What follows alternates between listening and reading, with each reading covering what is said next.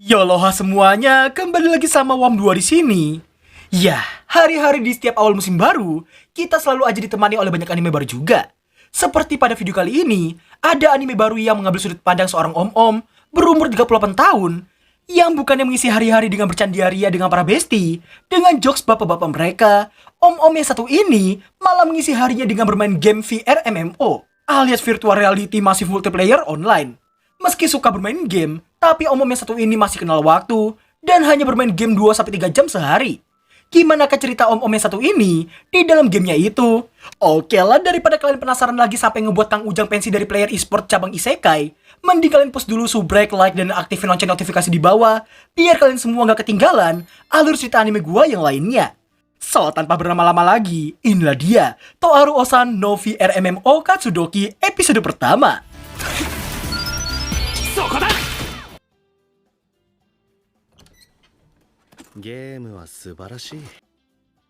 Anime ini dibuka dengan memperlihatkan seorang om-om yang gak ditunjukin wajahnya, nampak sedang bersiap buat bermain game VR-nya. Berhubung dia cuma ngasih tahu nama in-game-nya doang, kita panggil aja dia Ars. Setelah mengatur umur, tinggi badan, dan juga rambut, pada akhirnya Ars memilih karakter ini untuk menjadi gameplaynya. Alasan dibalik Ars yang membuat karakter yang kelihatan kayak NPC ini, gak lain karena ia memang gak suka tampil mencolok di hadapan publik. By the way, karena kerjaan asli Ars adalah pekerja kantoran, waktu yang ia miliki buat bermain game hanya 2-3 jam sehari. Dan karena ia gak pengen berparti dengan orang lain, Ars memutuskan untuk mengambil skill yang bisa dibilang jelek bagi semua orang. Dari total 10 class Archer lah yang paling dianggap gak guna di game itu. Skill apoteker, skill tendangan, sihir angin, dan beberapa skill gak guna lainnya.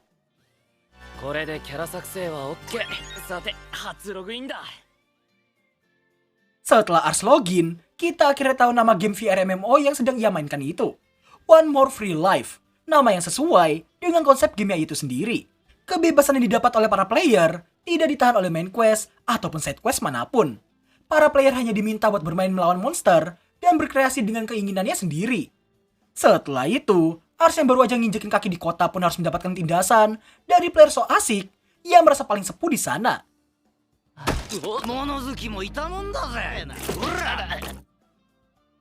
Usai mendapatkan tindasan dari sekelompok NPC sepuh, Ars terlihat bodoh amat sembari dirinya yang dikhawatirkan oleh mbak-mbak pemilik toko equipment di sana. Scene berlanjut di tempat latihan. Nampaklah banyak player yang sedang berlatih di sana. Ars yang gak mau kalah terlihat mulai berlatih menggunakan busur panahnya. Namun sayangnya,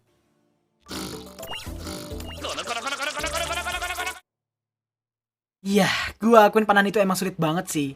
Karena waktu masih semester 1 dulu, gua sempet join UKM panahan. Tapi berhenti karena akurasi gua sabun terus.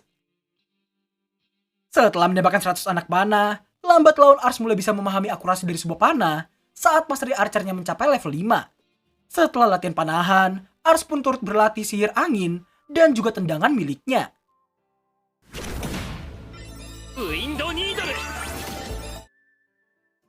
Selepas dari tempat latihan, Ars yang pengen hunting di zona perburuan pun harus mengurungkan niatnya dikala ngeliat banyaknya player di sana. Sebagai gantinya, Ars berniat untuk fokus mengumpulkan tanaman herba di sekitar sana.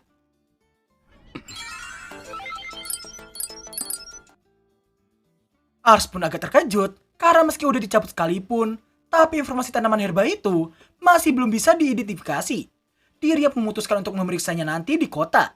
Akan tetapi di sini Ars harus dibuat sangat emosi karena sistem game itu ia memiliki kesempatan untuk menghancurkan objek yang mau diidentifikasi. Meskipun pada akhirnya Ars berhasil membuka informasi dari beberapa tanaman herba, namun yang jadi masalah, ada 2 tangkai tanaman sejenis yang ditakutkan akan hancur jika diidentifikasi. Yang alangkah terkejutnya Ars di saat mengetahui bahwa efek tanaman itu yang terlalu mematikan untuk para newbie. Demi bisa meratakan semua mastery skillnya, Ars pun berniat menaikkan level mastery apotekernya usai membeli 1 set alat produksi obat untuk pemula. Setelah melakukan semua tahapan secara benar, Ars pun akhirnya bisa membuat 1 potion tanpa kendala sedikit pun. Berkat sistem produksi yang ada, para pembuat bisa memproduksi dalam jumlah massal setelah berhasil membuat 1 biji dengan sempurna. Dan pada akhirnya, mastery skill apoteker Ars naik ke level 7. Setelah tadi gagal hunting karena terlalu ramai, Kini Ars bisa hunting karena kondisi zona, ia mulai sepi akan player. Di saat Ars yang sedang mengincar seekor rabbit horn, namun serangannya itu harus sabun, karena si rabbit horn yang menyadari kehadirannya.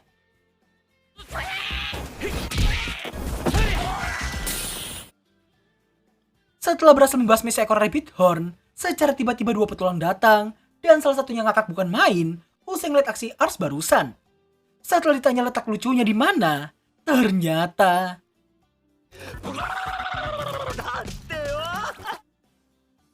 singkat cerita, karena Ars yang dirasa cukup unik, kedua petualang yang bernama Millie dan Zwei ini mengajak Ars buat saling add friend bersama mereka.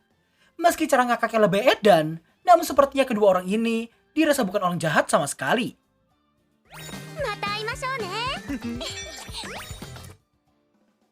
Tak lama kemudian, Ars terlihat memulai hunting lagi.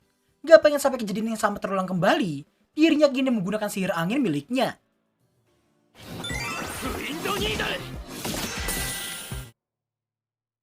Meski sangat praktis, namun karena takut jika busur jadi gak guna, Ars mencoba mengkombinasikan dua skill jadi satu, yaitu skill archernya dan skill menghilangnya.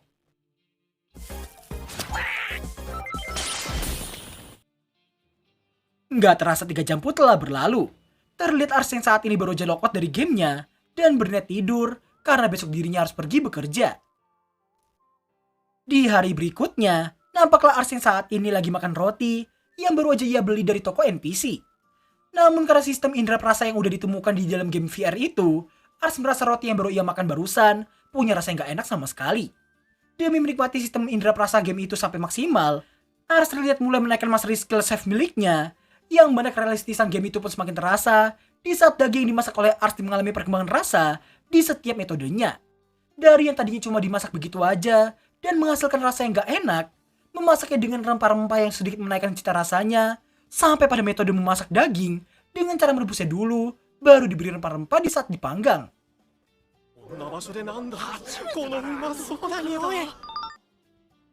Di saat Ars mau mencoba masakannya sendiri, secara tiba-tiba semua player yang mencium aroma masakannya tadi datang, dan hanya dari aromanya saja, mereka bisa tahu rasa masakannya pasti sangat enak bagi mereka.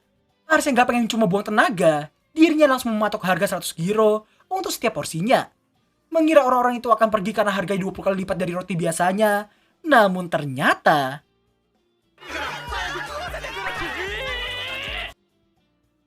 singkat waktu, setelah berhasil menjual banyak sekali daging, nampaklah Ars yang saat ini sedang membuat busur baru dengan tangannya sendiri. Di percobaan pertama, busur yang ia hasilkan dirasa terlalu lemah untuk berburu. Mengingat betapa bebasnya sistem game itu, Ars mencoba mengkreasikan pembuatan busur dengan menumpuk papan lentur di antara dua papan keras lainnya, lalu mempertajam ujungnya dan dibuat melengkung agar tidak lepas begitu aja. Dan jadilah prototipe panah kayu berlapis yang memiliki damage yang lebih tinggi dari yang pertama. Merasa senjatanya udah lebih dari cukup, Ars memutuskan untuk membeli satu set zirah dari mbak-mbak yang kita lihat di scene awal tadi.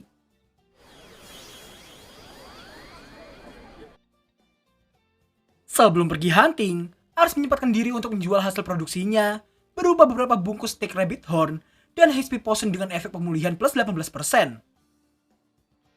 Di zona hunting, Ars terlihat lagi menentukan monster mana yang mau ia buru duluan. Karena yang paling dekat adalah serigala, Ars memutuskan untuk memburunya saat itu juga.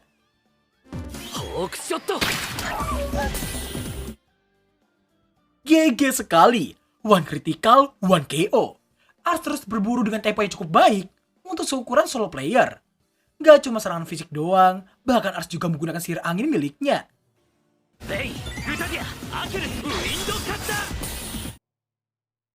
Selepas hunting edan, Ars yang ingin kembali untuk mengisi anak panahnya, malah mendapati cukup banyak pujian di atas market board miliknya. Di hari ketiga, alangkah terkejutnya Ars karena mendapati para player yang sedang chaos karena mencari player yang bisa membuat potion. Di tengah hiruk pikuk di sana, Ars yang gak tahu apa yang terjadi sebenarnya, memutuskan untuk bertanya pada Zwei.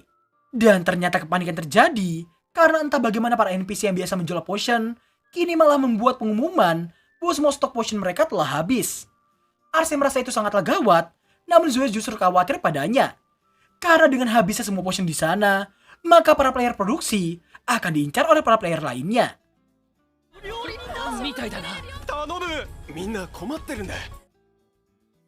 Mengetahui akan kesulitan, Ars yang mengira dengan memasang harga 40 euro per botol, dengan maksimal pembelian sebanyak 4 botol akan membuat mereka mundur. Namun tak disangka-sangka mereka semua setuju dengan aturannya itu. Singkat cerita, dibantu Zoe dan juga Millie dalam mengatur jumlah orang dan juga pembayarannya, kondisi di lapangan menjadi jauh lebih kondusif tanpa masalah sedikit pun. Sampai pada akhirnya para player diminta buat menunggu sampai besok, karena tanaman air banyak kini telah habis total. Namun tak lama kemudian,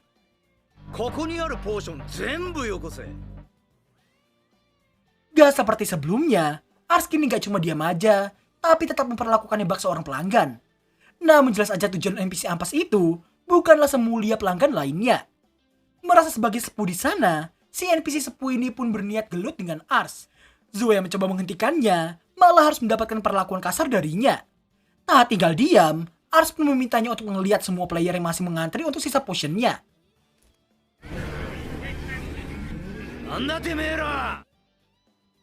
Ars pun terus mencoba menekannya, yang mana ia merasa di situasi genting karena gak ada NPC yang menjual potion. Seharusnya, sesama player mereka saling menjalin hubungan baik satu sama lain, supaya bisa menghadapi situasi krisis seperti itu ke depannya nanti.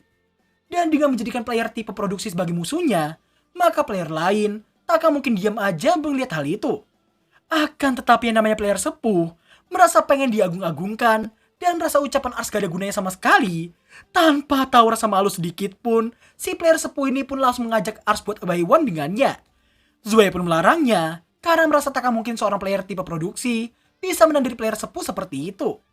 Mendengar hal itu, Ars pun cuma memintanya buat tenang, karena ia merasa player sok sepuh sepertinya harus sesekali diberi pelajaran.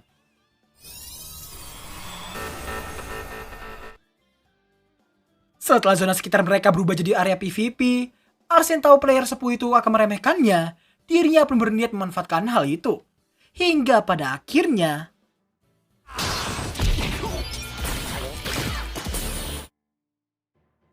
menang EZ dong bos. Adu mekanik yang dikira akan dimenangkan oleh si player sepuh, malah berakhir dengan kemenangan Ars yang memiliki skill yang dianggap sampah oleh mereka. Seketika itu pula semua player di sana pun bersorak atas kemenangan epic Ars barusan.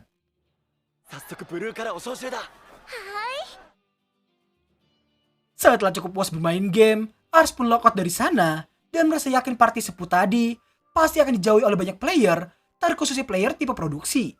Dirinya merasa iba jika sampai player sepuh itu sampai kena mental dan pensi dari game tersebut.